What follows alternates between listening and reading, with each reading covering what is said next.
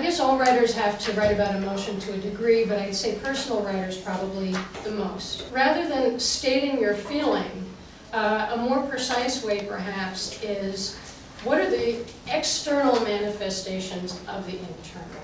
Pick one of these emotions and can you describe a couple of physical manifestations of them? Let's say when you feel confused, what physically happens? Once I decided to write the book, which was not too long after our reunion, the first thing I did was ask my parents, ask my family that I grew up in, and ask my birth family how they felt about that.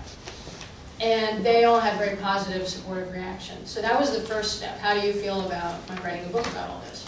Giving everyone a copy of the manuscript was definitely my least favorite part of the process, I'm not going to lie. I was terrified. So it brings up that question of what is true.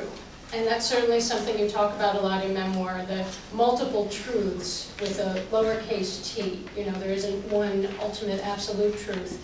I think journals are very important to memoir writing.